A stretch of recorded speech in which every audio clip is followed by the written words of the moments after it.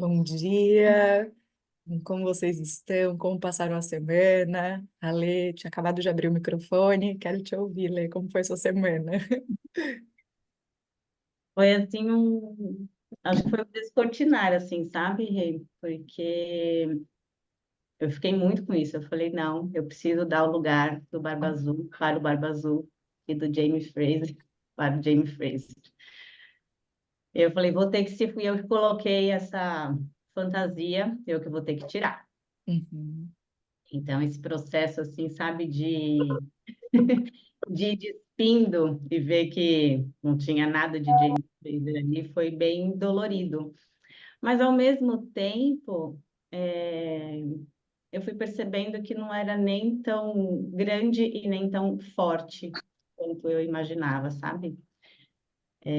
Foi desafiador demais, porque eu vi o tanto de situações assim que, para não ver, eu fui colocando flores, né? Fui colocando um coloridinho, fui, sei lá, disfarçando aí para não entrar em contato com com o desconforto, com a dor, com a coisa feia, com a maldade, com um monte de coisa assim, né? E aí foi esquisito demais. Mas aconteceu tanta coisa boa essa semana que acho que foi um presente, assim, tudo eu falava, sabe? Para mim estava muito nítido, que era um abrir os olhos, assim, precisa abrir o olho, não dá para voltar só para mim, não dá para ficar só nessa. Não, a gente precisa abrir o olho, eu preciso abrir o olho e ver o que está ali diante de mim. uhum. E aí eu entrei nesse processo de perceber, né, esse barba azul, esse ser horroroso aí, e não nomeá-lo mais como James Fraser. E, bom, vamos tomar um café, né? Já que estamos aqui um de cara para o outro, vamos sentar e bater um papo para ver o que está aí acontecendo. E aí foi não. Está sendo um exercício assim bem, posso dizer que interessante, sabe? Eu tô, por mais que tenha sido um choque, foi bom e foi importante, sabe? Eu percebi quanto que é um showzinho meu, assim, né? Entrar em contato com isso, que é um show, faz parte do meu show, né? Uma música. Eu falava, faz parte desse meu show, não querer ver as coisas direito, ou como elas se apresentam. E então eu falo que vivi uma vida assim, porque foi caindo um monte de coisa. E entrei em contato com muitos desconfortos, assim, muitos desconfortos. E foi isso, foi bem importante. Importante mesmo, porque não posso ser seduzida por essa fantasia, sabe? Assim, não posso, nem não posso de não poder, eu não quero, não faz mais sentido, né? É melhor você me deixar seduzir pela verdade, assim, né? Não por essa fantasia mentirosa de não querer ver as coisas, assim. Então foi isso, assim. Que Foi bem. valioso, Lê, muito valioso, né? Grata pela sua honestidade, pela sua partilha. Se eu puder te dar não sei, uma pitadinha de, né? Vigia o não posso, não, sabe? Porque a resistência, ela gera muita força de atração, né? Então, é até uma coisa que o Joel, né, ensina muito, que é aquele professor que eu falei para vocês, que coincidentemente fez uma live aquele dia, né? Eu falei, gente, olha que coincidência, eu mandei para vocês, né? Ele fala muito isso. Então, assim, quando alguém te aperta por trás, se alguém te agarrar, né? Qual é a forma que a pessoa consegue te prender? Se eu fizer uma resistência dentro, tá?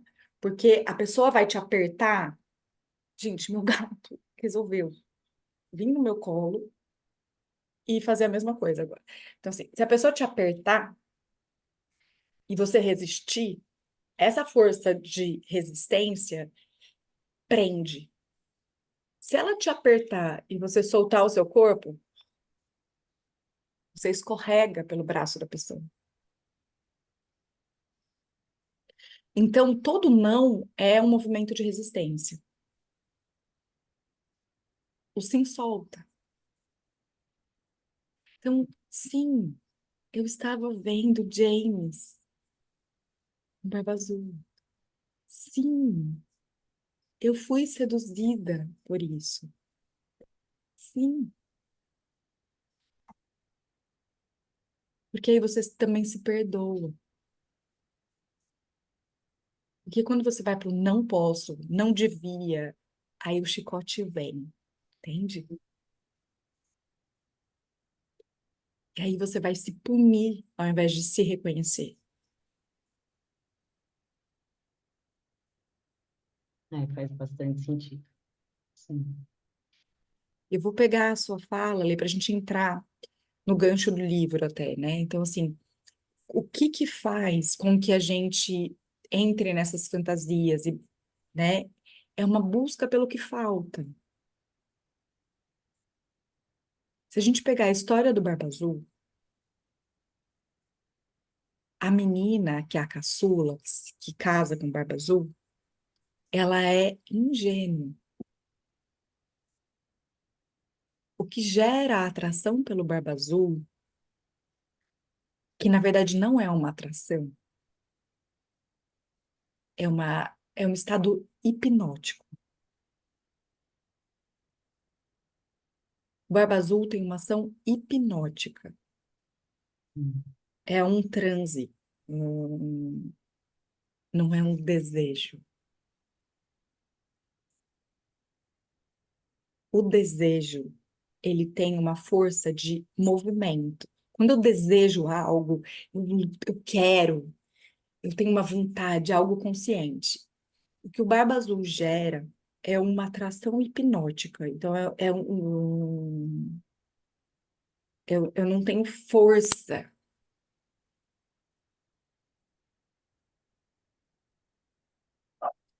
E essa hipnose vem de um lugar de cegueira, que é um olho vidrado.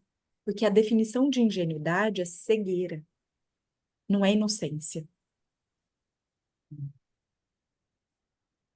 A ingenuidade é diferente da inocência. A criança é inocente. O adulto, ele não é inocente. O adulto, ele é ingênuo, se ele se mantém nesse comportamento, né? Então, é aquele limiar tênue entre a ingenuidade e a confiança, né? Que eu brinco que é aquela historinha do leão, né? E da lebre, né? A lebre, ela, diante de um leão, o que que ela tem que fazer?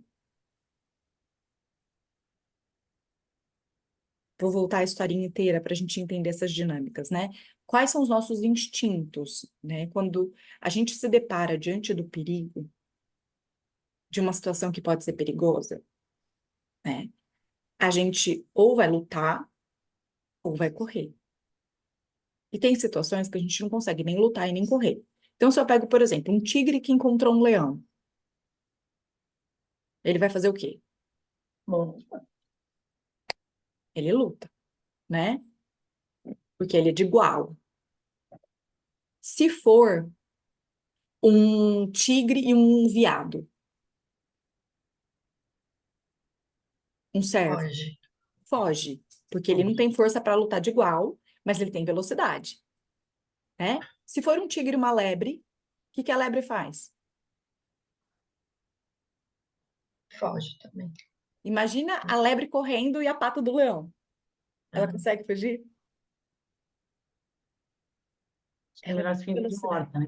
Ela se finge de morta. Melhor Os anim- fingir. Os animais, eles não, geralmente eles não pegam presa morta. Então, se fingir de morto também é uma saída, quando eu não tenho velocidade para correr ou força para lutar. Essa geralmente é a defesa de uma criança. Diante de uma situação de perigo, a criança, ela não consegue lutar, né? Como que eu vou, tipo, lidar com os meus pais que são gigantes, né? Então, o movimento da criança geralmente é congelar. Quando ela se vê sozinha, numa situação de perigo. que ela não conseguiu nem correr, nem lutar, né?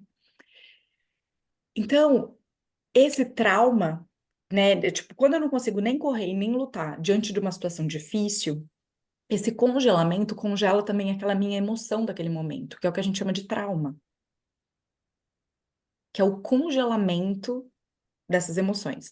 Então, às vezes, a minha alma vai me mover, a minha alma não, né? A alma coletiva, né? Essa alma, essa grande alma, ela move a gente para situações semelhantes, com uma intensidade menor, para que eu consiga fazer o movimento que ficou interrompido. Então, e isso é o que a gente chama de transe. Quando algo acontece, eu entro num transe que me leva para aquele lugar que gerou aquele estado de congelamento. Então, essa ingenuidade tem um véu que eu não enxergo o que está acontecendo ali. Então, por isso que ela até fala assim, nossa, a barba dele até nem é tão feia, né? Ela começa a colocar flor, como você falou,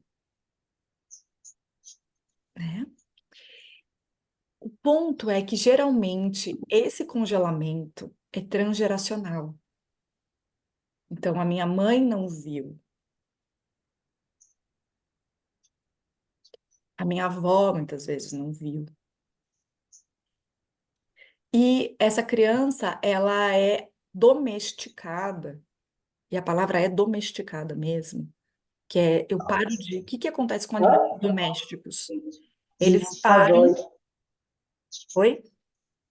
Peraí, gente, vou pedir só para todo mundo mutar os microfones. Aí, só quem for falar, levanta a mãozinha pra gente. O que que acontece, né, com o animal domesticado? Ele não ouve mais o instinto. É isso que acontece na ingenuidade. Eu não farejo mais o perigo. Então, quando a criança é acostumada e é ensinada a não ver e a não ouvir o que sente, isso aqui não é para pôr culpa nos nossos pais, e sim porque é para compreender, assim, eles também não puderam. Essas mulheres também foram ensinadas a conviver com o Barba Azul e falar, não, não é isso. E isso acontece muito em situações de abuso. Quando a criança tem coragem de pedir ajuda, fala, não, não foi isso. Não, para de falar essa coisa feia. Não, ele não é assim. E aí a criança começa a duvidar de si mesma e congela. E não encontra um lugar onde ela pode ser ouvida, protegida, vista. E aí ela precisa pôr um véu nisso. E em situações de abuso, tem prazer, porque tem um toque, tem uma proteção, né? Então, eu começo a confundir o desejo com isso.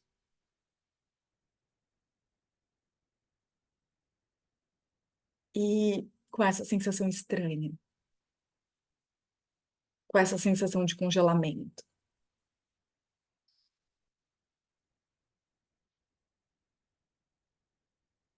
E aí eu preciso fazer um movimento para descongelar, enxergar. E é muito triste, é muito difícil, né? Só que se a gente parar assim para observar, é uma grande libertação transgeracional. Porque o Barba Azul, ele é o predador da psique do feminino. Existem homens identificados com o arquétipo do Barba Azul. Então a gente vai convidar esses homens para entrar. Só que é uma libertação psíquica, para além de relação externa. É uma libertação de um predador da expressão do feminino. Isso precisa acontecer dentro da gente, psiquicamente, para que eu possa me relacionar e enxergar que existem homens que não são identificados com esse papel.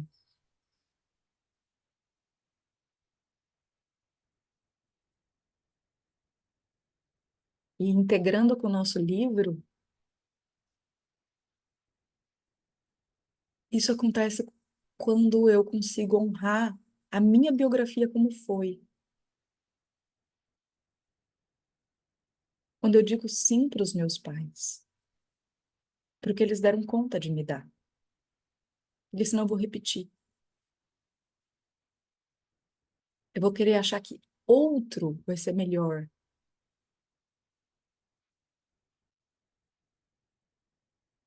Provavelmente minha mãe ficou identificada numa relação assim.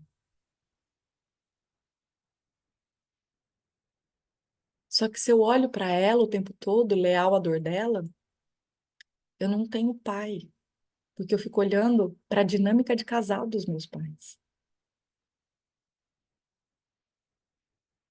A minha mãe pode estar identificada com um barba azul, e aí a psique dela chama, na psique do marido dela, chamam essa dinâmica. Só que ninguém é uma coisa só.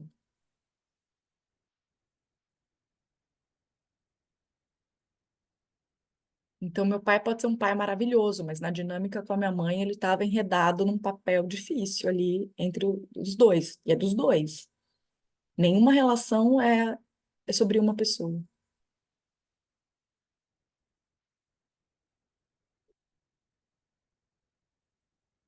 A vítima precisa do algoz, o algoz precisa da vítima. É uma dinâmica, né? Como eu consigo receber as moedas do meu pai?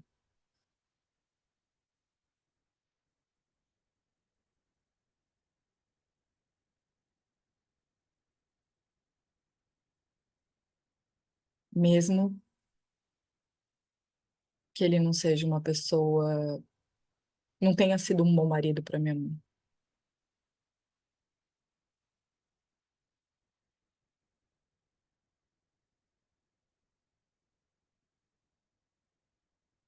Porque é ali que eu curo meu masculino saudável. Ou às vezes eu não tenho uma referência, ou se foi um pai violento, é difícil a gente encontrar um masculino saudável nesse pai. Então eu vou precisar de outras referências de masculino. Eu consigo dizer sim para esse pai como ele foi, para eu não querer buscar outro pai, entende? E aí eu posso encontrar outros homens que podem ser boas referências de masculino saudável para mim, mas eu não estou tentando substituir o meu pai. E aí eu faço as pazes com esse masculino dentro de mim.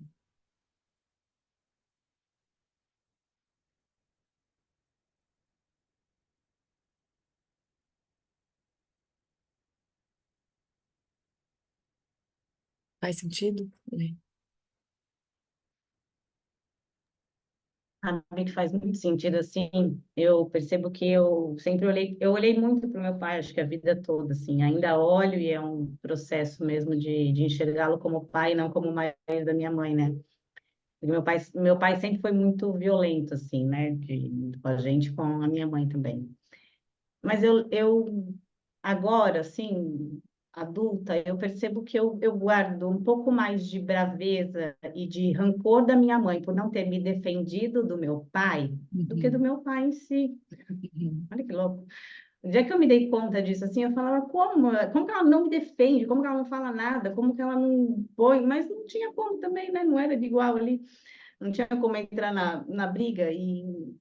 Então faz muito sentido, assim, que é Mas um arrastar de congelamento, assim, sabe? hum, Ela não me ela não se defende e não me defende, né? Assim, então é. E Lê, esse é o pulo do gato.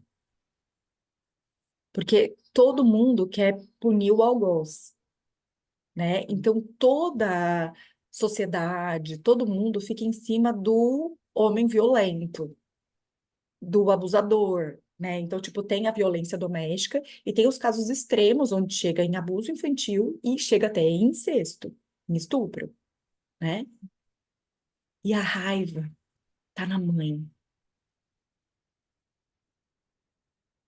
É difícil a gente falar isso publicamente, porque as pessoas vão falar que, então você ainda está culpando a mulher. Tá vendo como a constelação é machista, misógina?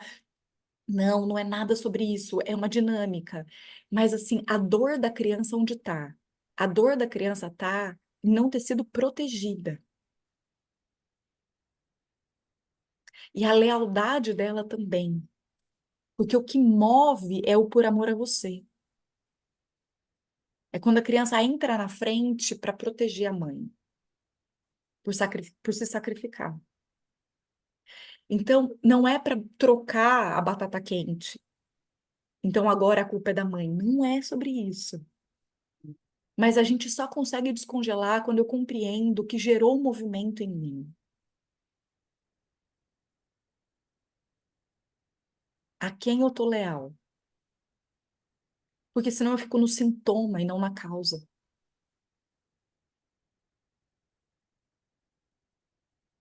E é por amor.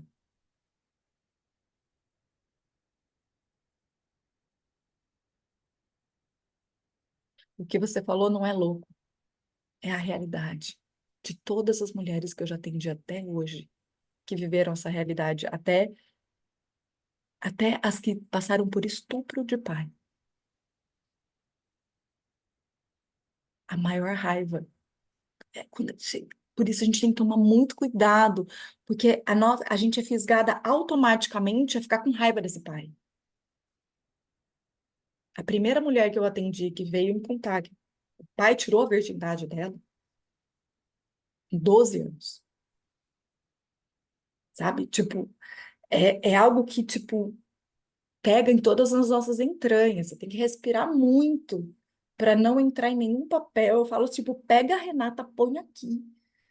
Respira, respira, respira, sai da identificação para conseguir escutar.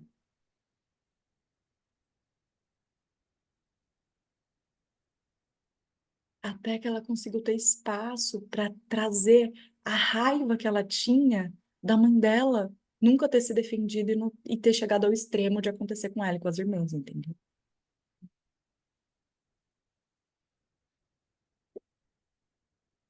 E aí entrar nesse lugar desse congelamento transgeracional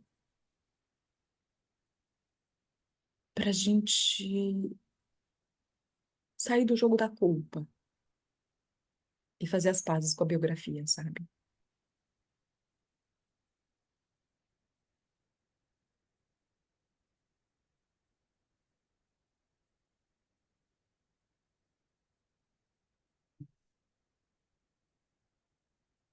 É. Grata, Lê. É, esse é é um lugar muito difícil, mas que todas nós, de uma certa forma, atravessamos. Claro que existem pessoas que vivem situações mais extremas, né? Só que é um caminho de iniciação de todas as mulheres.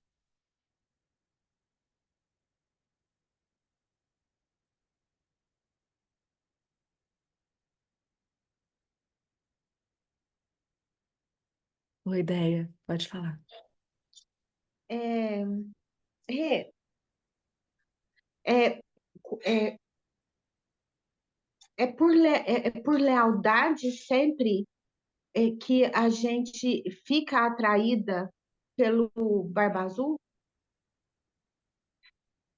É, Sempre eu sei que é muito, mas assim, tem a ver com essa. Porque eu percebo assim, a lealdade que a gente tem pela mãe é muito maior do que a gente tem consciência. uhum, é inconsciente.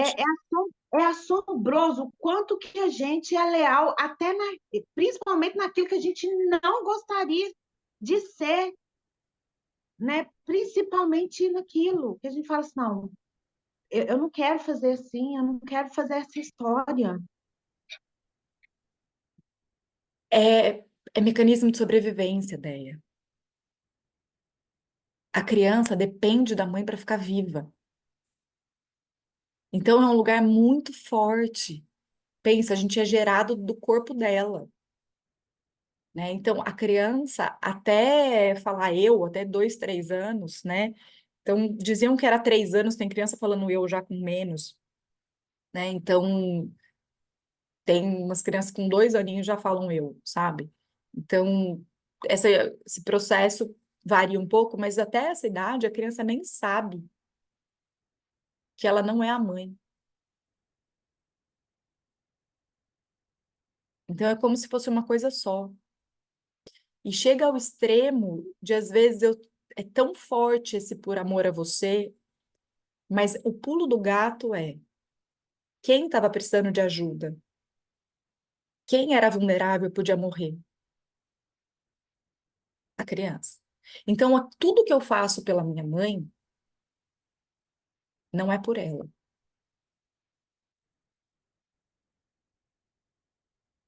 Isso desmonta muita coisa, entende? Então, essa lealdade é para minha sobrevivência.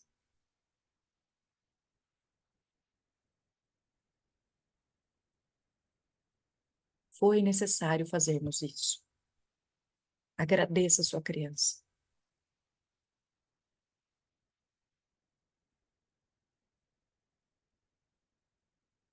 Agradeça a sua criança por isso.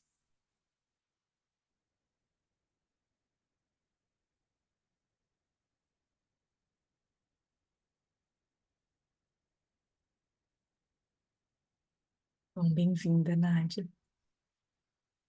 Sim.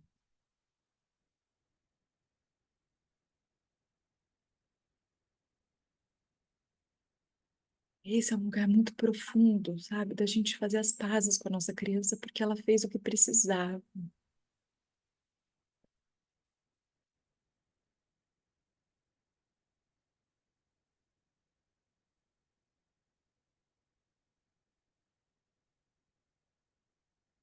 Respira nisso, velho.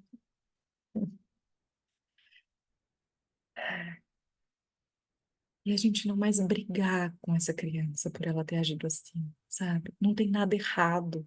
Nada foi errado.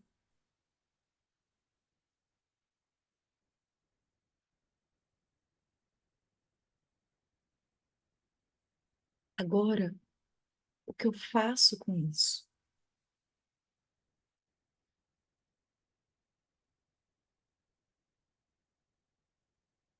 Ontem eu fui numa aula de Ayurveda com o Matheus do Vida Veda, não sei se vocês já ouviram falar dele. E ele falou uma frase que a gente é tão óbvia aqui, né? Mas foi tão certeira como uma flecha, né? A gratidão é para frente.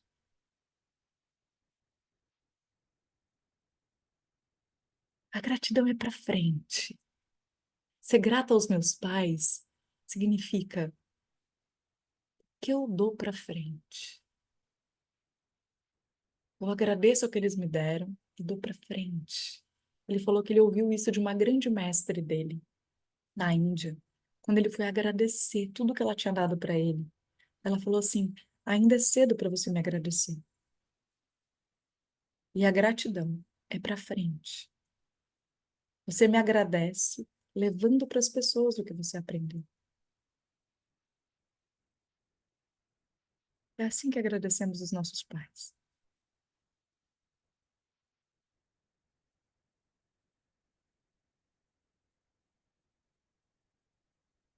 Não tem que resolver o passado. É fazer as pazes com ele.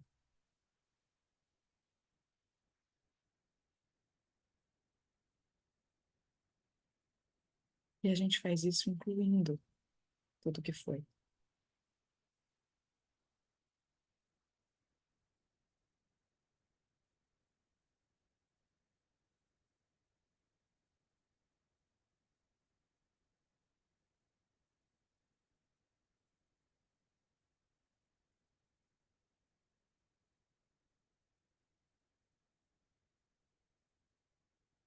Eu vou nessa força começar a leitura de hoje. Vou ler um tantinho, tá? Para que a gente possa caminhar na nossa leitura. E ele vai trazer bem essa parte agora.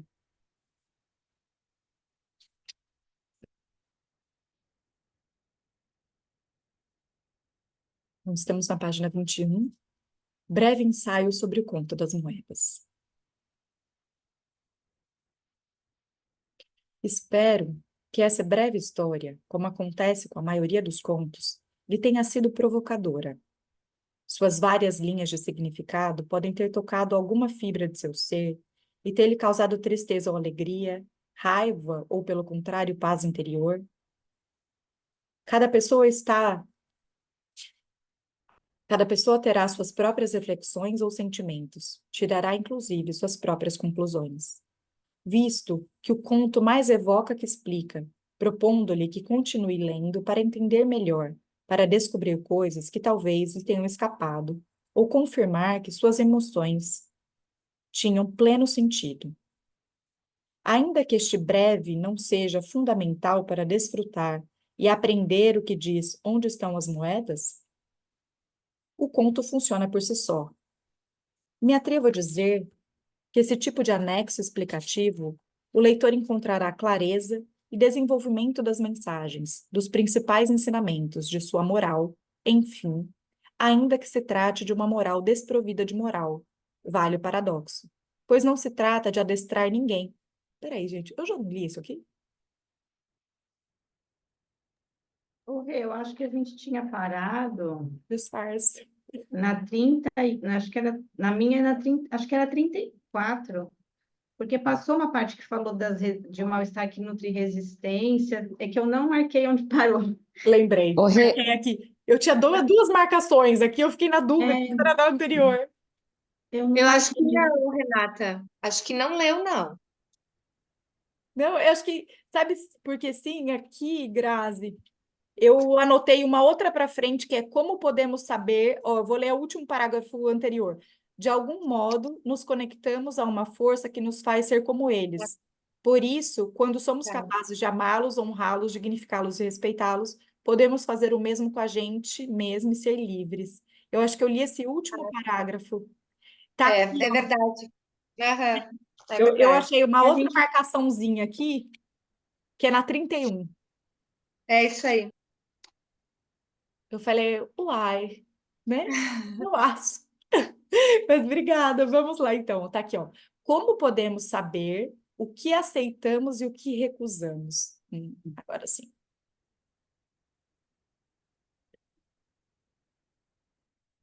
É possível reconhecer o que não aceitamos de nossos pais por algumas poucas, 6, 8 ou no máximo 12 recordações.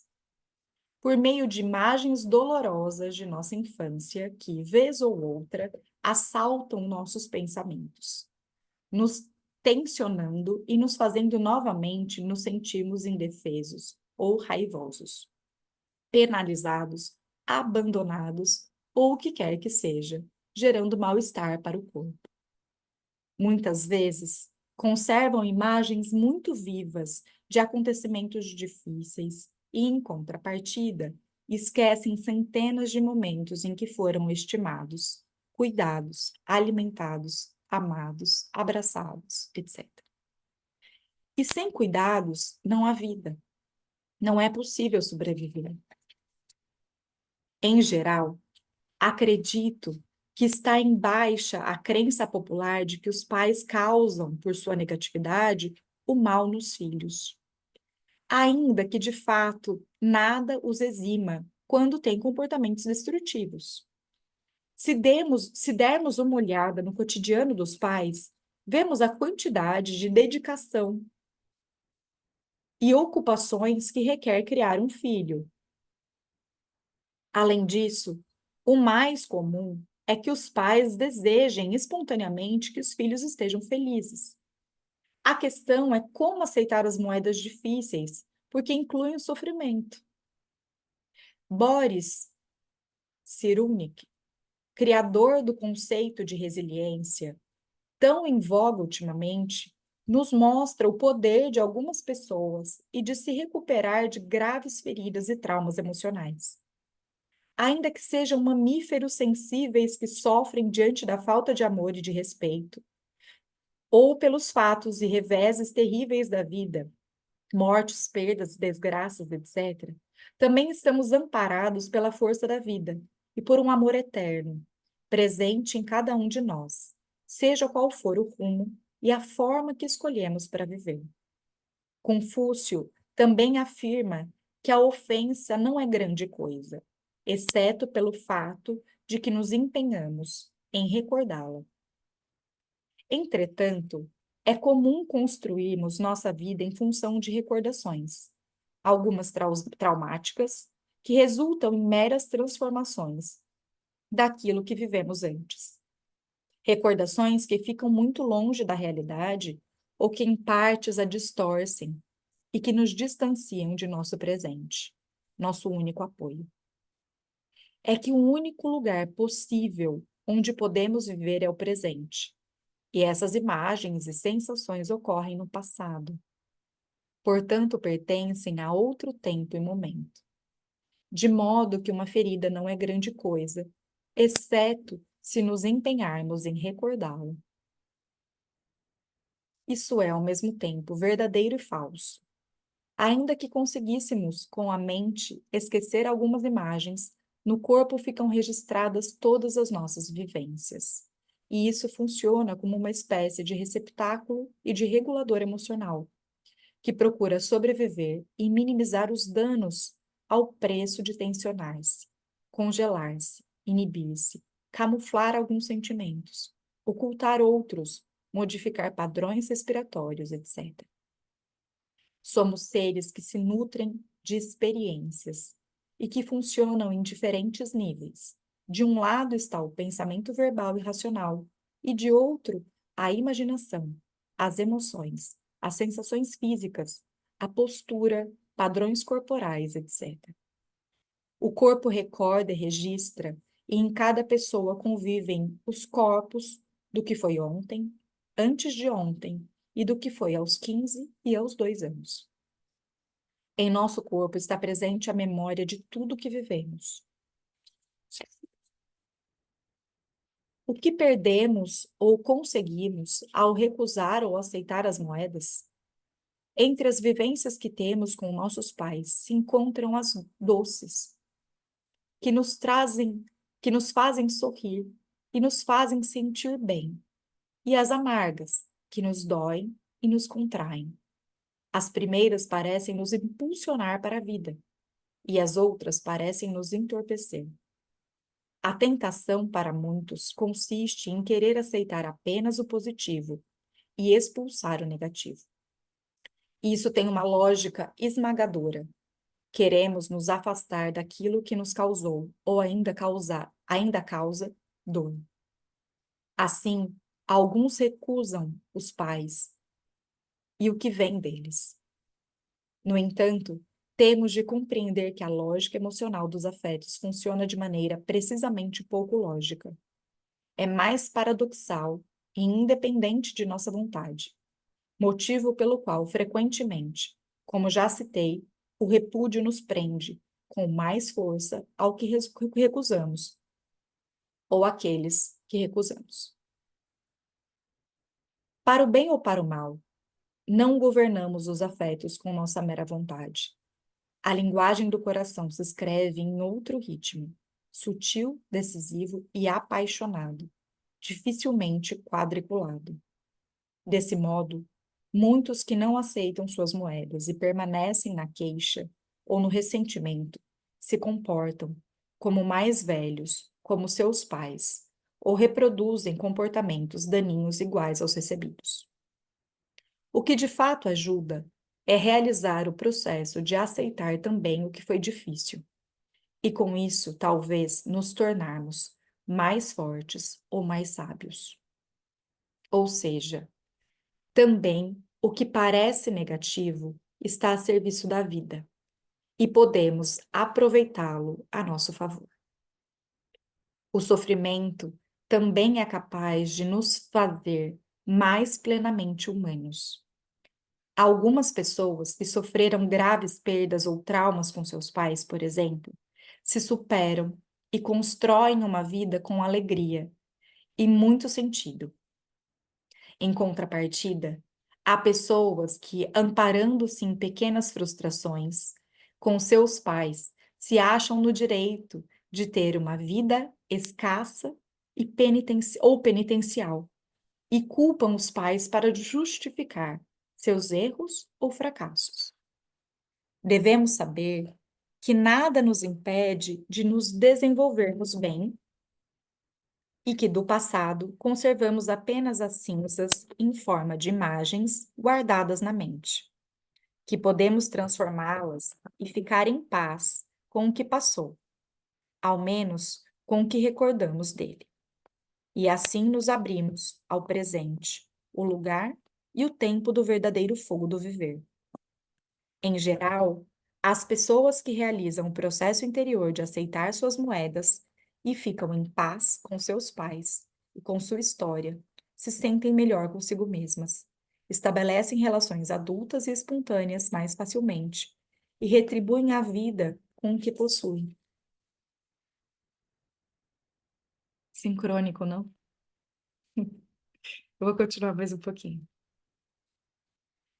O que acontece quando recusamos nossos pais e aquilo que nos deram, ou seja, suas moedas? As pessoas que recusam suas moedas e se sentem mais vazias, esperam que outros ou alguma coisa as preencham. Às vezes o cônjuge, os filhos ou o trabalho, ou ainda a riqueza, a justiça, a religião, ou o que quer que seja, e resistem a dar o que têm para dar a vida. Muitas são as cenouras que perseguimos de maneira vã ao longo da vida, quando a solução é descer do burro, ou literalmente deixar de ser burros. Peraí, só um minuto que eu preciso fazer uma chave aqui. E mudar nosso ponto de vista, deixando assim de sofrer e fazer sofrer inutilmente. Se nos recusamos a isso, nos debilitamos e, como digo, costumamos procurar nos demais o que nos falta. De certo modo, permanecemos como crianças tirânicas, que dizemos à vida e a nossos pais como eles deveriam ser, em vez de aprender o que é e aceitá-los como são ou foram. A realidade, sem dúvida, está aí para ser modificada e aprimorada, e assim o fazemos todos os dias. Tratamos de mudar o que é possível. Mas do que já passou, é melhor nos fazermos discípulos e tratar de aprender algo que nos sirva agora. Quando não aceitamos a realidade do que nos tocou, de certo modo também negamos a nós mesmos. Quem ne... Nossa. Desculpa. Quem nega suas origens, apaga sua identidade.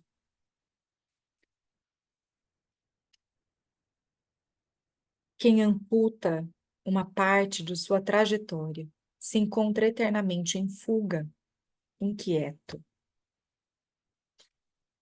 Sartre dizia: não importa tanto o que me fizeram, mas o que eu faço com o que me fizeram. Afinal, é melhor e mais útil que a responsabilidade esteja em nosso telhado e trabalhar com a nossa história para convertê-la em aliada, abrindo nosso coração a ela apesar das feridas, ou justamente nos abrindo a elas. Apenas conseguimos transcender o que aceitamos. Mas às vezes a recusa parece nos dar uma força especial, não é mesmo? Sim, é certo. E podemos cometer o erro de pensar que a força é a verdadeira força da vida, que essa força é a verdadeira força da vida, pois aparentemente é de tal magnitude que é fácil crer que nos bastará para avançar rumo a uma vida plena. Na realidade, ainda que se trate de uma força impetuosa, apaixonada e intensa, pode ter muitos rostos e se nutre do seu próprio combustível emocional: vitimismo, queixa, ressentimento, sede de justiça, rancor, vingança, hedonismo, perfeccionismo, vaidade, orgulho, etc. Trata-se de uma força enorme que configura a paisagem do sofrimento humano, como se diz no conto. representam uma imensa galeria de personagens e posturas existenciais, sobre os quais tratamos de nos sustentar quando carecemos de coragem e da humildade suficientes para resumir nossas feridas, nossas bênçãos, para nos apoiarmos na realidade tal como é, e em nossos pais tal como são. Essa força é intensa, segue impetuosa porque é falsa. E é falsa porque não procede da realidade, senão de sua oposição ou de sua negação. Trata-se de uma força que nos faz crer que devem compensar nossas carências e que, por nosso sofrimento, somos merecedores de certos direitos. Mas há algo que devemos aprender. Nenhum sofrimento concede direitos. Nenhuma postura existencial edificada sobre feridas concede merecimentos.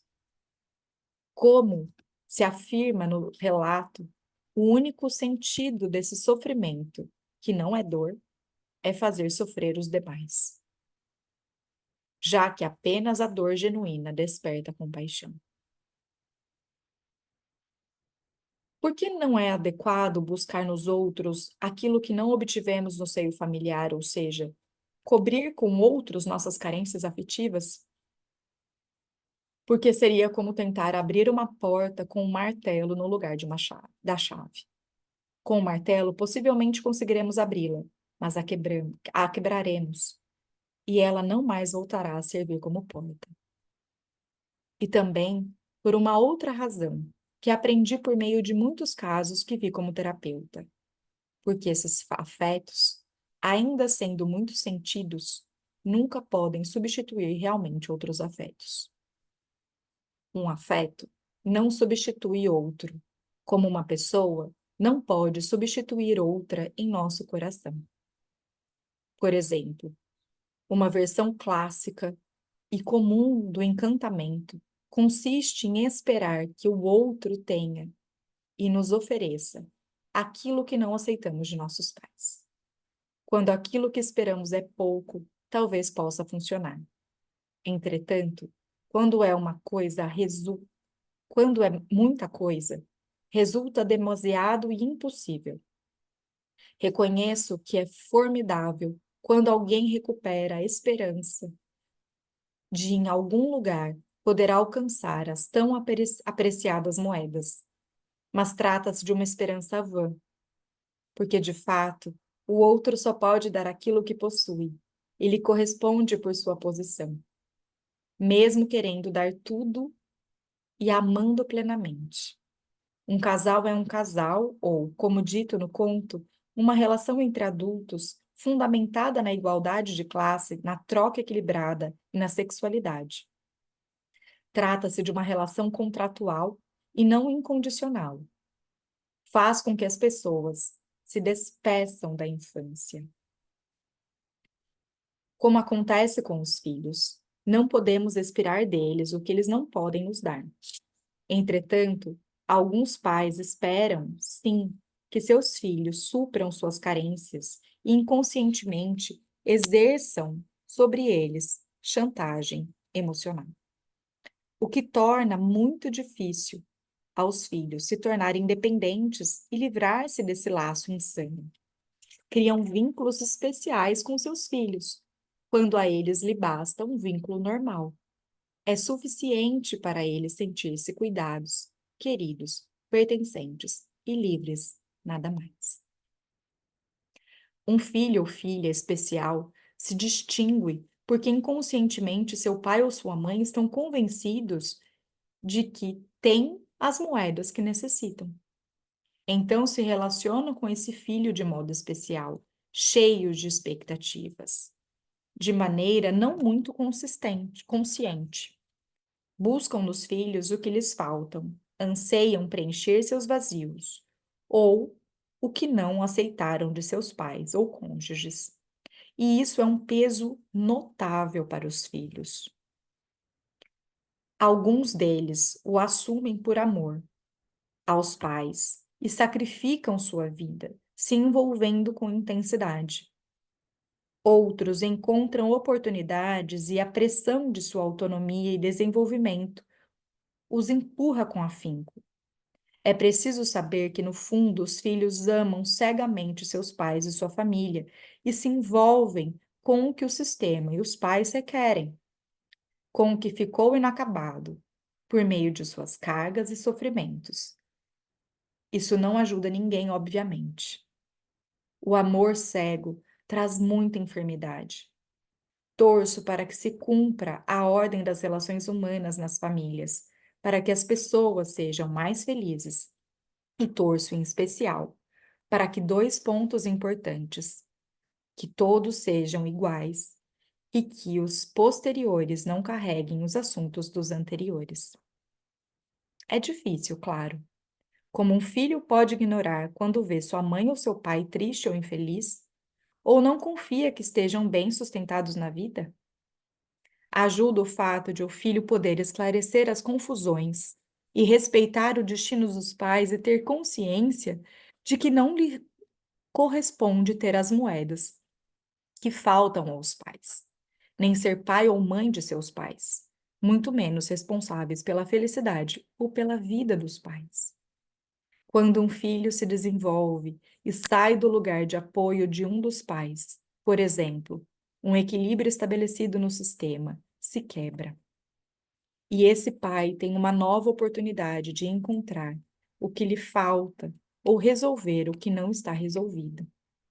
Às vezes, os pais perderam seus pais muito cedo, por exemplo, ou têm penas não esclarecidas. Tudo isso tem de ficar com eles, para que possam se integrar e assim se respeitar e se aceitar tal como são, incluindo suas dificuldades. Voltando à pergunta, a resposta é que ninguém pode dar algo que não tem e que não lhe corresponde.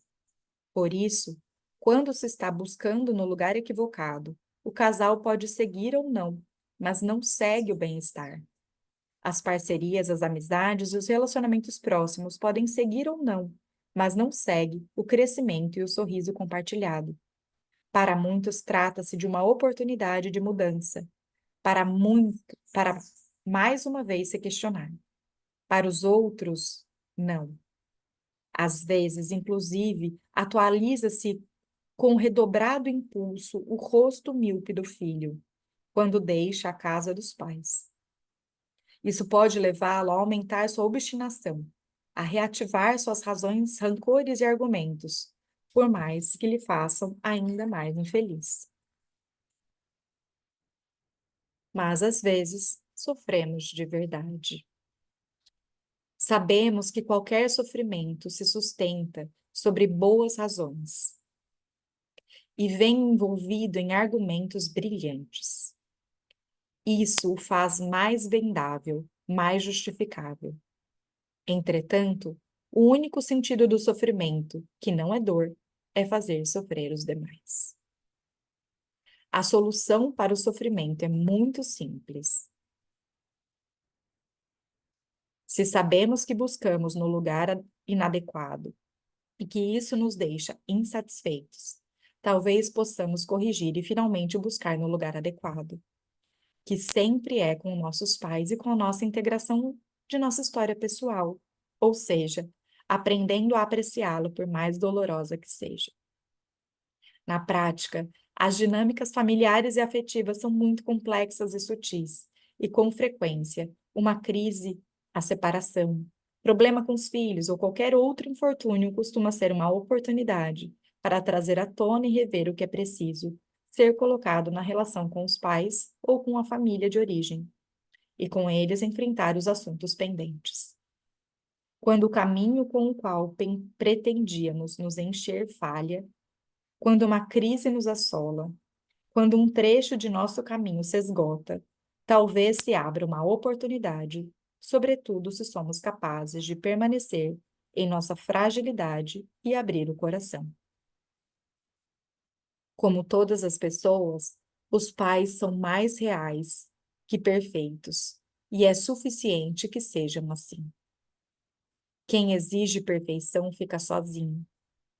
Nem sequer tem a si próprio, porque também se acha imperfeito. As ideias de perfeição pertencem ao reino de nossas imagens mentais, mas não à realidade, que seguramente anda pouco preocupada com si mesma e com sua melhoria. É que talvez a realidade seja perfeita por si mesma, tal como é neste momento, incluindo nossos desejos de mudá-la, que também são tão reais. O que ajuda não é muito popular, mas tem efeito e consiste em estar de acordo com a mente, o corpo e a alma, inclusive com a dor que se sente. É estar de acordo no coração com o fato de que as coisas são como são e se abrir emocionalmente a isso. A maioria das pessoas ama profundamente seus pais. E quando param de se fechar em seus argumentos defensivos, reabrem o coração e superam a dor, voltando a sentir o amor e a ternura que tinham por eles. Também descobrem que um dia os pais foram crianças e que o coração deles também foi frágil e aprendeu a se defender, que viveram da mesma forma suas carências e mágoas. Bastaria que aceitássemos a dor da mesma forma que outras experiências da vida, para estarmos mais abertos, mais perto da serenidade do amor, que é o que nos faz sentir plenos. O mal-estar interior certamente não se baseia em não ser querido, mas em sermos nós mesmos quem nos rejeita. Vou ler de novo. O mal-estar interior certamente não se baseia em não ser querido, mas em sermos nós mesmos quem nos rejeita. Por fim, o que ajuda é cada um estar no lugar que lhe corresponde na cadeia da vida e tomar de seus antecessores a força e a chama vital, em vez de buscar encontrá-la nos posteriores ou nas ilusões mais comuns da vida, a riqueza, o poder ou o afã da notoriedade.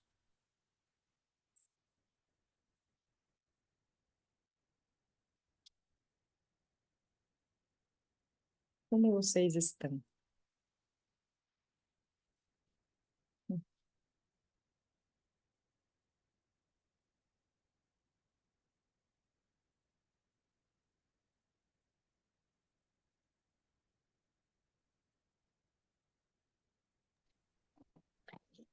É tudo tão óbvio e tão difícil.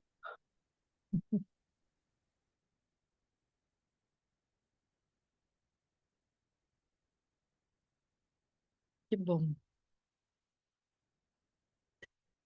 Esse livro é maravilhoso. A linguagem do Garriga é muito incrível, assim, né? É muito óbvia. E essa fala da Déia é muito importante. É tão óbvio e tão difícil. Por que que então escolhemos o caminho das ilusões, da notoriedade, do ser especial, do buscar em outros essas moedas? Porque é mais fácil.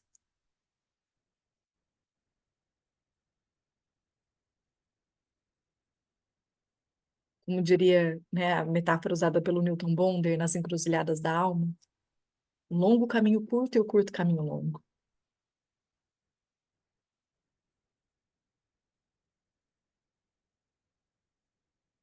Buscar nas outras relações as moedas que a gente rejeita, buscar na fama, no dinheiro, no poder, em ser especial profissionalmente, fazer um grande feito, buscar nos gurus espirituais, né?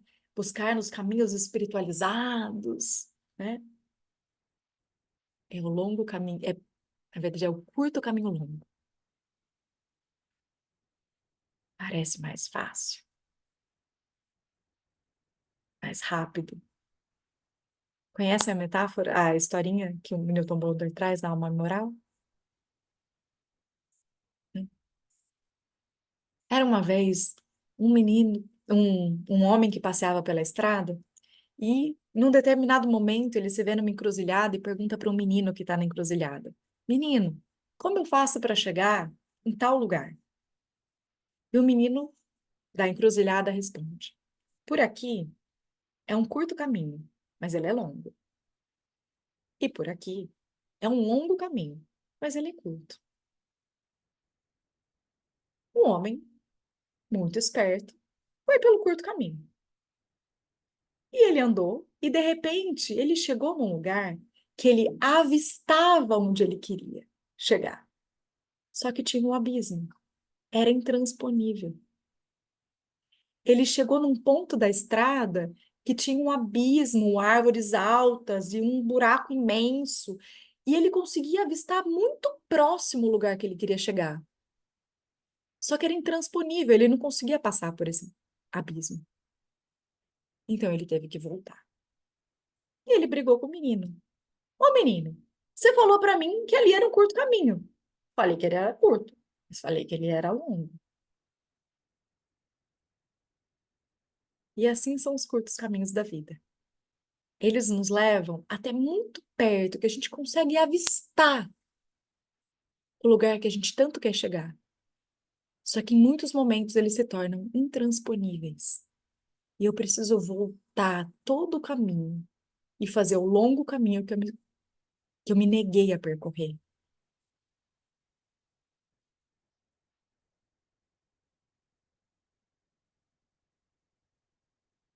Pra poder chegar onde eu realmente quero.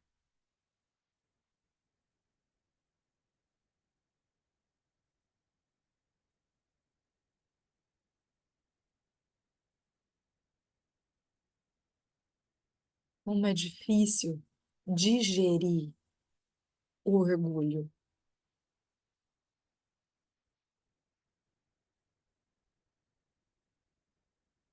André, sim, sempre digo, faço o que é certo e não o que é fácil.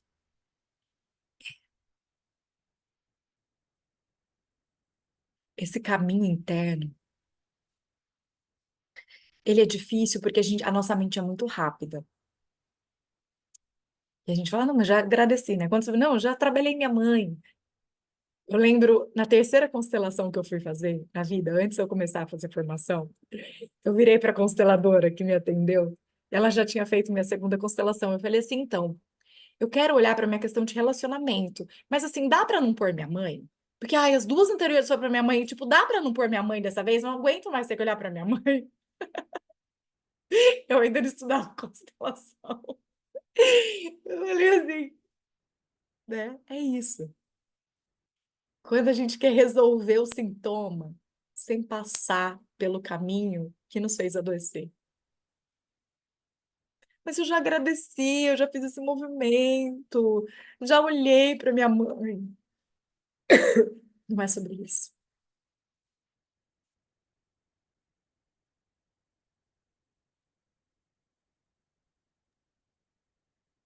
Eu tenho uma dúvida que eu vou tentar explicar o que eu estou querendo entender.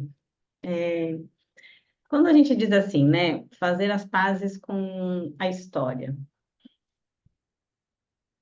como que podia traduzir isso? Porque de alguma forma eu posso pensar assim, até segunda passada eu achava que eu já tinha feito um pouco de paz com a minha história, até eu verbalizar a história do Barba Azul e do Jamie Fraser. Então, tem coisas assim que eu falo, tá bom, eu achei que eu já tinha recebido. A gente vai recebendo essas moedas aos poucos, eu vou aceitando conforme elas vão caindo, porque também eu falo, eu vou cair num lugar de ficar revirando coisas, assim, sabe? Vou ficar, ai, nossa, eu vou ficar aqui procurando coisa para eu resolver, procurando moeda para eu aceitar. Tipo, sabe assim, eu não vejo muito não entendo muito esse movimento, assim, sabe? Eu acho que conforme as coisas vão aparecendo, não sei, como é que é É, isso, assim? essa é a chave. Não é de uma vez, né? Nem pegar o saco, beleza, botei as costas, recebi. Não. É assim. É, e é essa grande chave do que significa responsabilidade, né? Que é a habilidade de responder. Então, é a gente adquirir cada vez mais a habilidade de responder ao que acontece na nossa vida, né? E se a gente pensar que a tarefa humana, a grande missão da tarefa humana, não sei se eu estou sendo muito arrogante de falar isso, né? Vou corrigir minha fala agora, né? Mas dentro do que eu compreendo que é a experiência humana, é aprender a amar. E os pais, eles são uma metáfora da representação da terra. Então, a mãe, a matéria, a terra, e o pai, a criação, essa força, o espírito, né? Que é essa capacidade de integrar céu e terra. Então, a gente vai para multiplicidade, né? A gente se separa da unidade com o objetivo de voltar para a unidade, de voltar para a origem, né? Então, a gente vai passar por camadas e camadas e camadas dessa cebola para compreender, para sair das resistências e ir, né, aparando essas arestas dessa, sei lá, dessa pedra bruta, dessa pedra cheia de pontas, né, para a gente encontrar esse ouro interno. É um processo de lapidação constante do chumbinho ouro. Então, é todo dia, Lê. Só para a gente não se escoar. Ah, mas eu fiz tanta coisa, não adiantou nada. Claro que adiantou onde a gente está. Olha o nível de troca que a gente tem, né? E não tem um lugar para chegar. Isso que, quando eu descobri isso internamente, me deu uma calma. Não tem um lugar para chegar.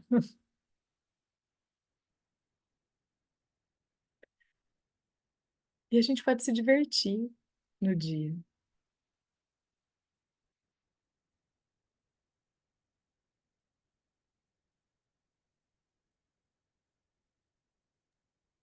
E o que me chamou muito a atenção, assim, é a facilidade dessa perpetuação do sofrimento, sabe? E uma não sustentação do prazer, né? Do Uhum. desfrutar, da entrega. E eu fiquei me questionando, eu falei, nossa, por que será, sabe, que tem essa relação de... Falei, será que é porque um dia disseram que tudo que é bom dura pouco e eu passei a acreditar isso como se fosse uma verdade que eu não sei nem de onde surge, tomei isso para mim, eu vou achar que o que é bom dura pouco, sabe? Foi que forma mais besta, né, assim, de se perpetuar um sofrimento e ficar lá, assim, sabe? Estou muito nesse movimento, assim, E é de... uma, e é uma frequencinha, né? Se você for ver. O mesmo movimento que te leva para cima te leva para baixo, né? É uma frequência mesmo, assim. Se eu quero ficar na frequência do sofrimento ou da alegria. Lembrando que a alegria, isso também o Newton Bonder traz, assim. Alegria é a sua capacidade de sentir. Então, por exemplo, ele dá um exemplo assim: num velório, o mais alegre é aquele que está chorando.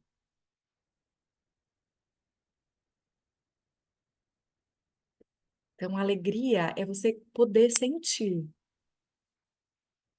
O sofrimento que ele fala aqui, acho que é importante a gente trazer essa frase. Peraí que eu grifei aqui. O único sentido do sofrimento, que não é dor, é fazer sofrer os demais.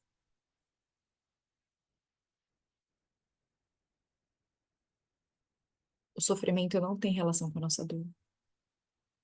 Sentir a dor tá nessa frequência de dizer sim, de deixar. Você sente, você processa, você faz o luto e você solta.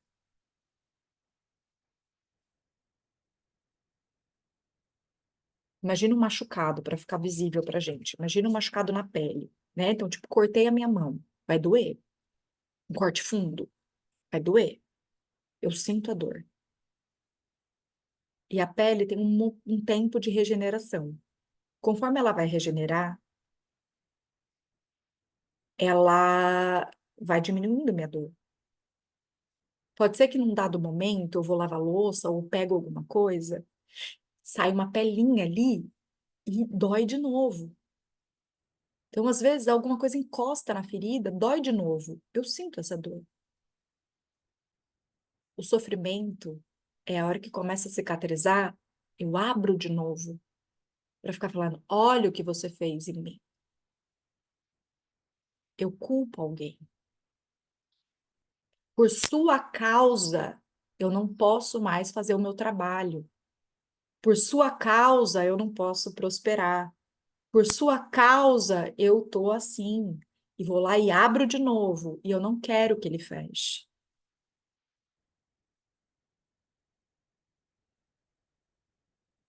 O objetivo do sofrimento é gerar dor aos demais.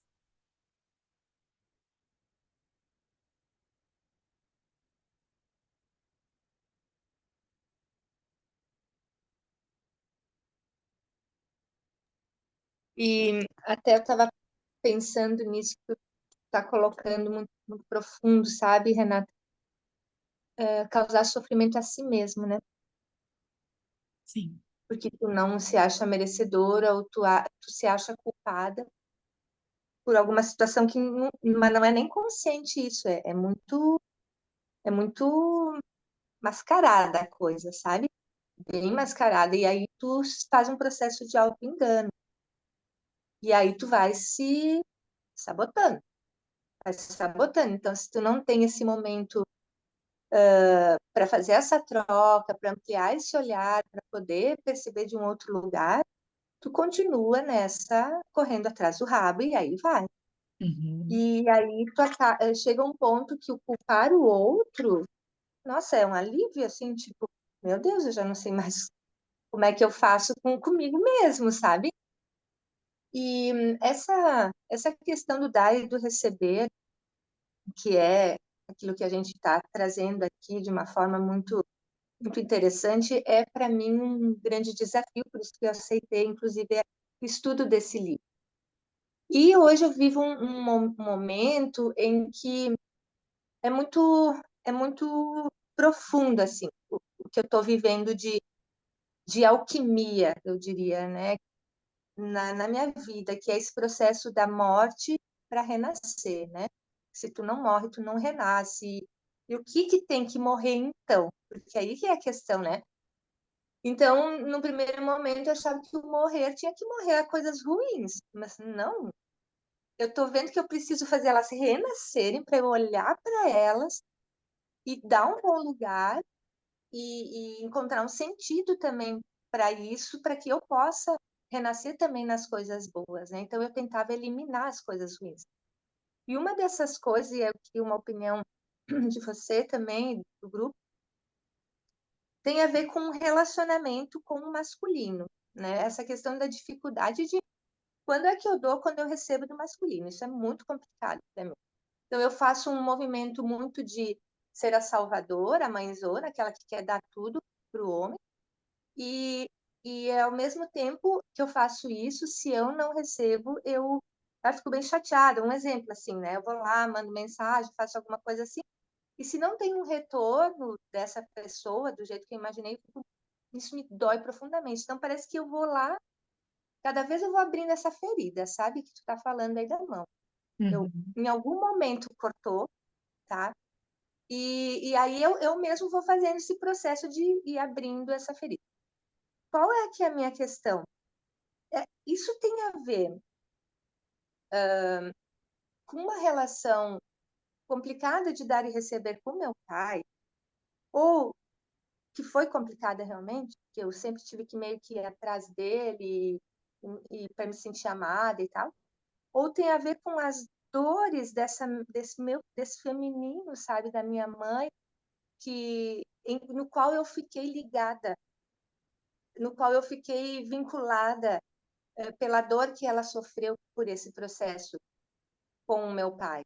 Porque é muito confuso, eu não sei aonde é que ficou esse enrosco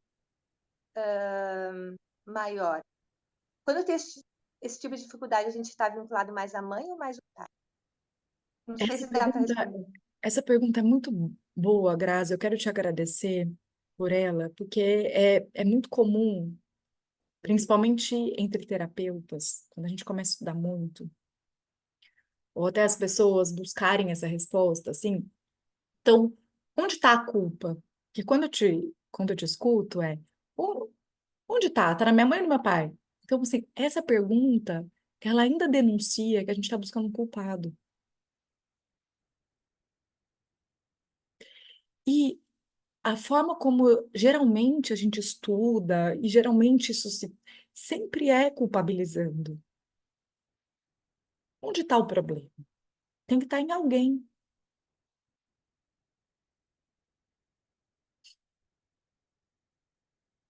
E aí a gente vai se emaranhando cada vez mais.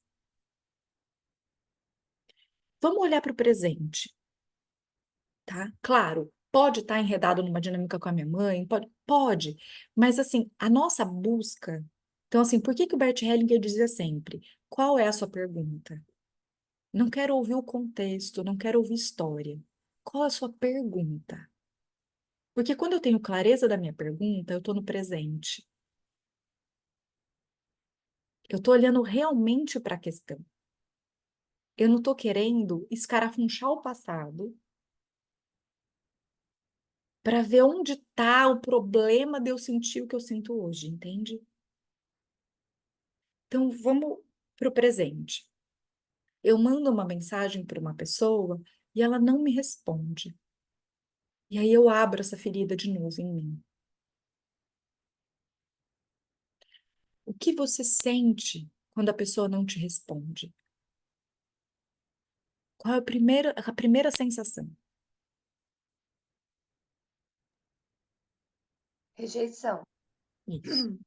abandono. Então, isso. Então, eu sinto essa ferida da rejeição e do abandono. Ela vem em mim ainda. Eu ainda sinto isso. E aí, a gente pode olhar para a sua criança que tem essa sensação de ferida, para ver onde isso foi originado pela primeira vez. Mas é uma sensação sua. A rejeição é uma interpretação de um fato,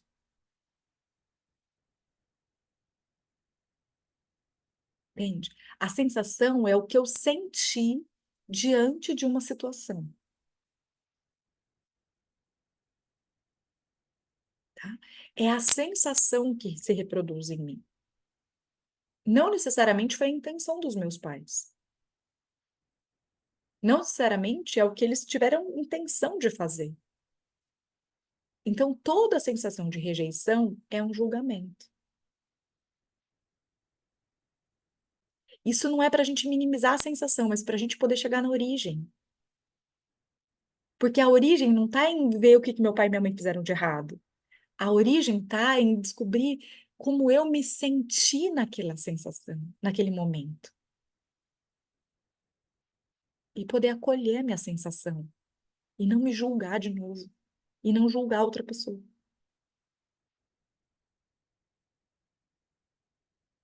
Porque aí eu ganho a força de não insistir em dinâmicas de rejeição. Porque aí eu me acolho. E aí, se uma pessoa não me responde, eu digo, não é para mim. Ao invés de querer continuar mudando o passado nessa pessoa. Então, eu vou fazer de tudo por você até que você faça o que eu quero.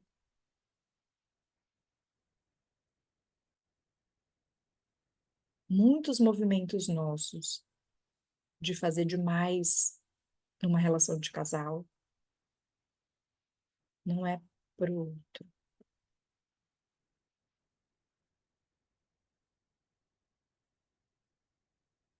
Esse foi um site que eu tive comigo mesmo. é para eu querer que o outro responda a mim na minha velocidade. O que tinha por trás era uma dinâmica de controle péssima, não tinha nada de altruísmo. Era bem egocêntrica, inclusive. Parecia muito bondosa, só que não. É difícil quando a gente enxerga.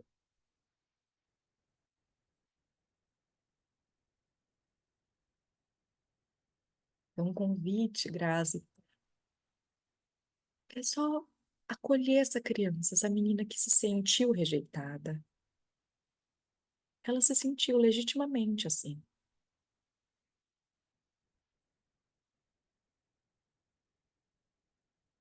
E aí pode fechar a ferida. Eu acolho a dor daquele momento,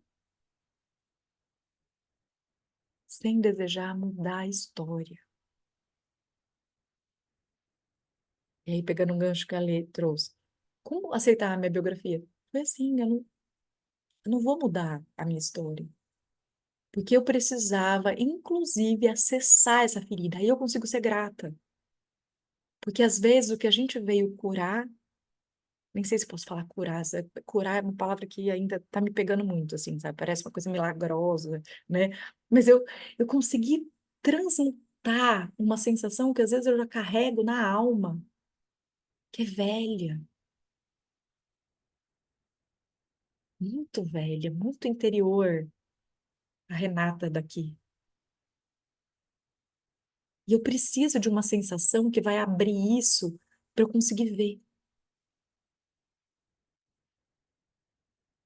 E aí eu consigo agradecer esses pais, ao invés de acusá-los. Mãe, obrigada por me ajudar a lembrar o que na alma eu vim curar.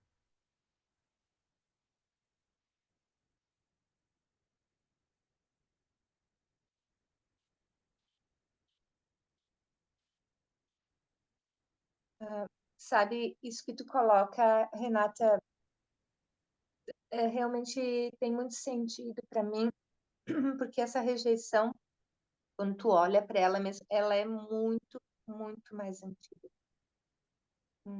Dá a impressão até de uma questão antes de encarnar, sabe? É. Uma questão bem, bem profunda. E, e aí tem a ver com essa questão da humildade, que tu faz parte do todo. Ela realmente tem um outro sentido quando tu coloca dessa forma. Obrigada, É, obrigada. sim. Eu tenho essa suspeita de que as nossas grandes feridas emocionais, elas não são geradas aqui. Elas já vêm com a gente. E a gente escolhe esses pais justamente porque tem as condições que a gente precisa para acessar isso, para vir transformá-las em virtude.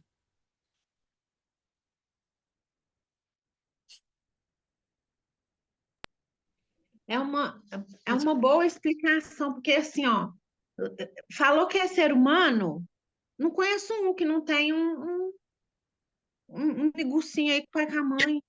Porque se a gente for pegar na nossa história, as pessoas que mais feriram a gente foram nossos pais. Eu fico questionando assim, gente, mas que raio de lugar é esse? Que, assim, ó, todo mundo, assim, eu não gosto de usar essa palavra todo mundo, mas assim, nesse caso em específico, eu fico olhando, parece que não escapa um. A gente tem um mecanismo de desenvolvimento muito peculiar. Eu estava vendo um vídeo, assim, ó, de um leãozinho, de um filhote leão vindo no leão pai, assim, né, teoricamente, e fazendo carinho. Aí o pai leão até põe a pata assim, aí você fala assim, ó, que teoricamente não é racional e não está machucando a cria, como nós machucamos as nossas crias e somos machucados. A gente vê exemplos na natureza, assim, de como os animais, assim, eles incentivam o crescimento dos seus filhos, não estão competindo, concorrendo, e os filhos não estão cuidando da vida dos pais também, não estão salvando, ninguém está salvando ninguém, está todo mundo, cada um no seu ali. Parece que era simples se cada um ficasse no seu. Por que que a gente está toda hora salvando tudo e precisando ser salvo? Salvando para sobreviver? É insano, é insano. É que aí a gente vai entrar em lugares muito profundos, né? Mas eu reassisti essa semana passada, assim, aquele filme A Origem, né? Que eu tenho uma coisa com ele, falo assim, nossa, esse filme, ele, a cada vez que eu assisto, eu tenho uma chavinha, assim, sabe? Ele tem suas pegadas hollywoodianas, né? Mas ele fala sobre o input de ideia. Eu falei semana passada que nada aprisiona mais a gente do que uma ideia. E tem algumas ideias que foram colocadas na gente. Não sei se eu for longe demais, qualquer coisa vocês me avisem. Mas uma delas é a culpa, na minha opinião. E outra ideia foi a ideia de que a gente tem que salvar o outro, se colocar como Marte, morrer para salvar o outro, para encontrar o paraíso, né? Então, essas ideias, elas foram colocadas. Que não adianta buscar culpado, tá, gente? Ai, foi fulano, foi tal religião, ou foi tal coisa, ou foi tal. Não, para mim isso não é nem da ordem humana, assim, sabe? Sei lá, da onde vem isso. Mas algo foi colocado e a gente acreditou. E essa ideia é quase uma obsessão que está em vários moldes, várias religiões, várias escolas, várias formas de educar, várias, tipo, tem várias linguagens, vai. Então, tá em muitos métodos que a gente segue. Não quero nem me ater a nada, assim, sabe? Mas essa ideia é uma ideia que leva a gente toda hora para um buraco.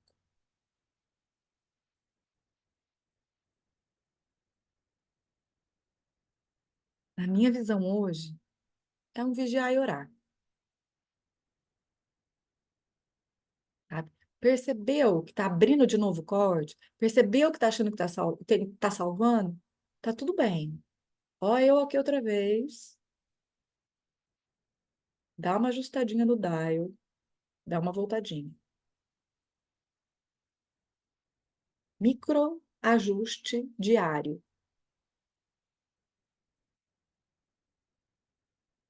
Ajusta a postura.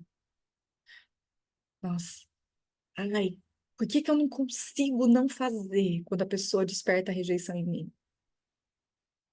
Por que que eu não consigo? A pessoa desperta, não, vou corrigir minha fala. Quando eu sinto a rejeição nessa situação, né? Por que que eu, quanto menos eu cair, mais livre eu tô? Tipo, sabe, só por hoje. Só por hoje. Pode ser que amanhã eu caia de novo, tá tudo bem, mas só por hoje. Só por hoje não caireis nesse lugar, sabe? E aí a gente vai uma medidinha, porque tem uma bruma, gente, é coletivo. Não sou eu, você, é coletivo isso.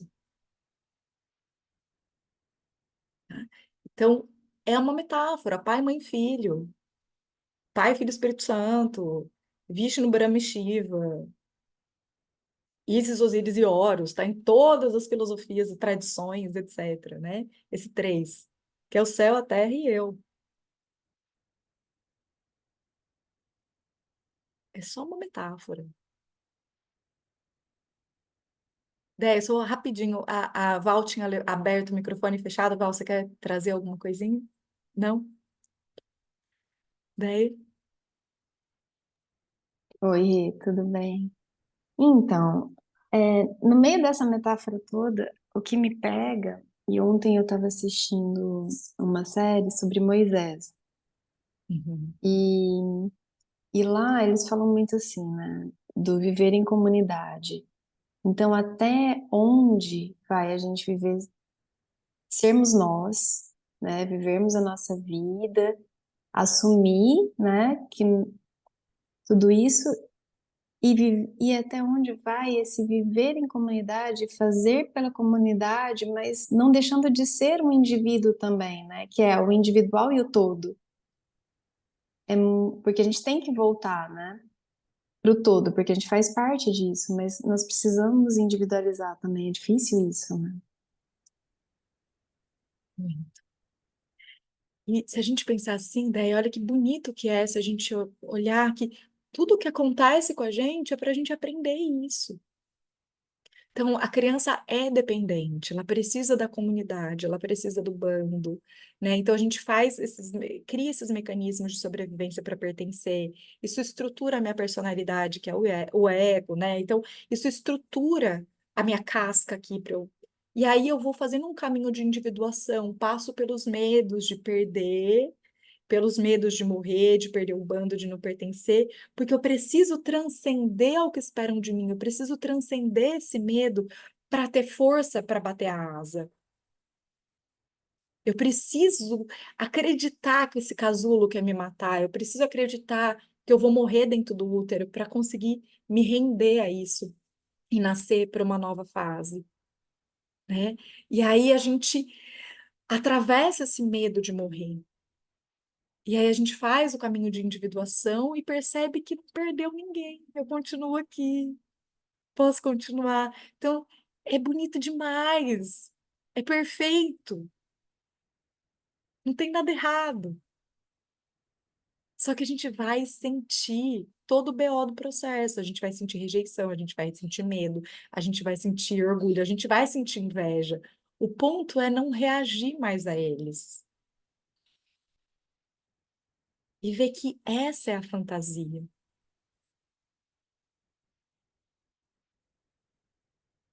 E é lindo isso. Eu preciso da comunidade e faço o caminho de individuação. A grande liberdade é não ter do que fugir.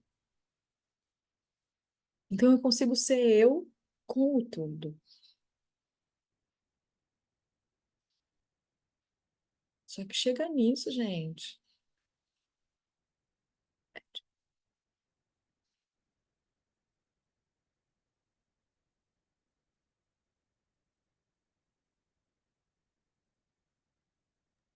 É o tal do caminho longo que é curto, né? Exatamente. Exatamente. Como é o nome da série que a Déia assistiu? Moisés, daí. Tá no Netflix? Moisés? Tá na Netflix. É bem forte, eu achei.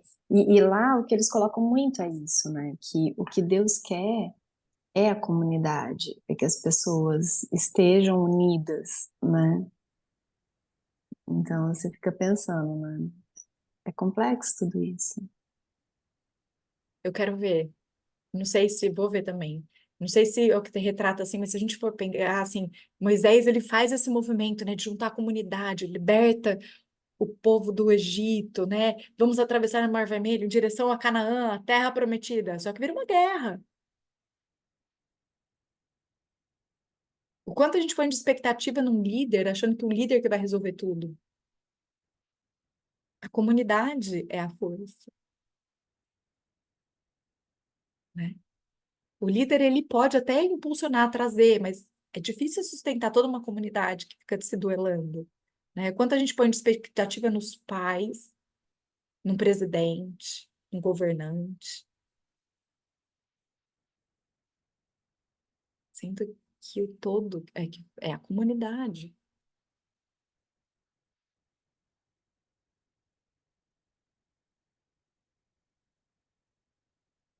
E vamos finalizando, então, o dia de hoje. Quero, né, aproveitar essa menção que a Déia trouxe de Moisés para fazer trazer a força, né? Que hoje é dia de São João. Hoje é dia 24 de junho, dia de São João Batista. São João Batista é primo de Jesus, nasceu um pouquinho mais velho que ele, né? Que abriu o caminho para Jesus. E um grande avatar que veio à Terra e que estava muito presente, firmado no Dharma. Sabia que veio. Os avatares anteriores, né? Eles ainda tinham, claro, por conta da consciência da época, né? Então, como a Déia trouxe Moisés, que traz os 10 mandamentos, que é, não matarás, não cobiçarás a mulher do próximo, não, ainda precisava ser muito mandatório, porque a consciência da humanidade era muito primitiva ainda, né? Então tinha muito instinto, era muito bicho ainda. Então, tipo assim, era não, não, não, não. Né? Precisava ser assim. Né? Aí, quando chega João Batista abrindo o caminho para depois Jesus, para trazer a mensagem do amor. Não mais pela guerra, agora por amor. Pelo amor. Só que eles foram extremamente transgressores. Eles incluíram os excluídos. Eles foram contra vários dogmas da época.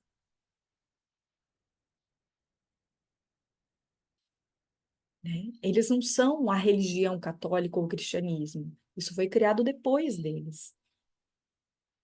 Né? Então, se a gente olhar para a mensagem e para o caminho deles, é um caminho de inclusão o tempo todo. O amor inclui. Não apedrejou ninguém. Se ninguém te apedrejou, quem sou eu? Quem nunca errou que atire a primeira pedra, né? Então, assim, João Batista, ele começa esse caminho, ele abre a estrada. E ele fala isso, né? Vai chegar, anunciando Jesus. Ele, Isabel, o The Chosen mostra, né? Bastante, é lindo o The Chosen também, gente. Então, é, quando a mãe dele, né, fica grávida, e Maria, como que ela ia avisar a Maria, né? Que é a prima dela que João nasceu. Ela falou assim: quando ele nasceu, eu vou fazer uma grande fogueira, porque aí você vai ver a fumaça através da montanha. Então, daí que veio a fogueira de São João, né? Que ele já nasce com esse elemento fogo que tudo transmuta.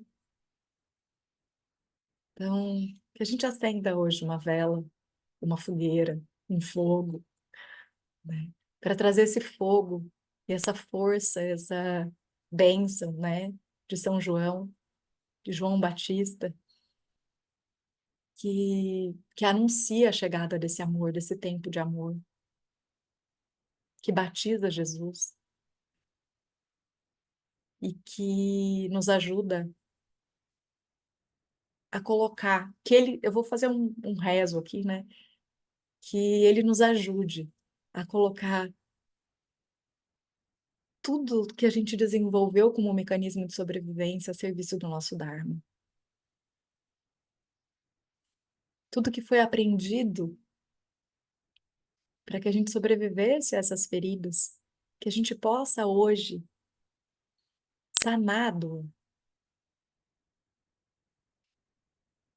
para a gente sair do sofrimento, da reatividade, da vingança. E colocar todo o nosso aprendizado através do caminho da nossa biografia, exatamente como ela foi, a serviço do Dharma, do que a gente realmente veio fazer aqui.